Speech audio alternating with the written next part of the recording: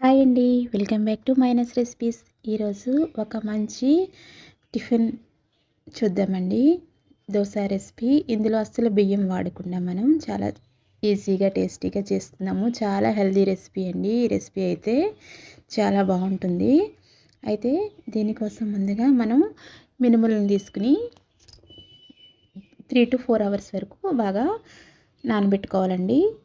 ఈ విధంగా నానబెట్టుకున్న మినపప్పుని మనం ఒక మిక్సీ జార్ తీసుకొని ఇందులో మొత్తం మినపప్పు అంతా కూడా మనం నానబెట్టుకున్నది వేసేసుకుందాము.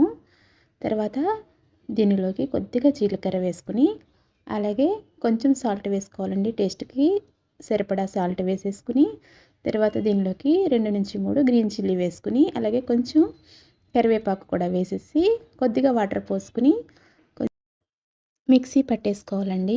ఈ విధంగా మనం మిక్సీ పట్టుకున్న దానిని మనం ఒక బౌల్లో వేసేసుకోవాలి. తర్వాత స్టవ్ మీద దోస పెనం పెట్టుకుని కొద్దిగా ఆయిల్ అప్లై చేసుకుని హీట్ చేసుకోవాలి. ఈ విధంగా హీట్ అయిన పాన్లో మనం కలిపి పెట్టుకున్న ఈ బ్యాటర్ని ఇందులో వేసుకుని చూడండి, ఈ విధంగా మనం దోశలాగా వేసేసుకోవాలండి.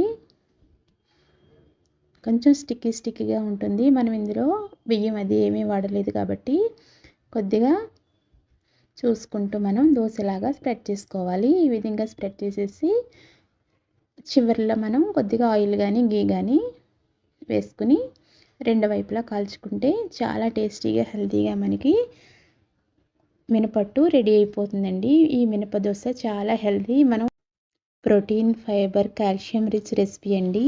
ఈ రెసిపీ కనుక మీకు నచ్చినట్లయితే ప్లీజ్ తప్పకుండా లైక్ చేయండి, షేర్ చేయండి. కొత్తగా మన ఛానల్ని చూసేవారు ప్లీజ్ సబ్స్క్రైబ్ మైనస్ రెసిపీస్ అండి.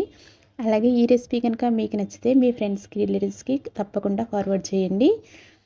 అలాగే మైనస్ రెసిపీస్లో ఇంకా మరెన్నో మంచి మంచి రెసిపీస్ ఉన్నాయండి. తప్పకుండా విజిట్ చేసి మీకు నచ్చిన రెసిపీని లైక్ చేయండి. చూడండి, రెండో వైపుకి టర్న్ చేసుకున్న తర్వాత మంచి కలర్ఫుల్గా ఉంది కదా. దోశ అయితే అంతే టేస్టీగా కూడా ఉంటుందండి. తప్పకుండా ఒకసారి మీరు ట్రై చేసి మీకు ఎలా వచ్చిందో కామెంట్ చేయండి. షుగర్ పేషెంట్కి మరి ముఖ్యంగా ఈ దోశ చాలా హెల్ప్ అవుతుందండి. చాలా మంచి రెసిపీ. ఒకసారి ఇలా ట్రై చేసి మీకు ఎలా వచ్చిందో కామెంట్ చేయండి. Thank you for watching friends.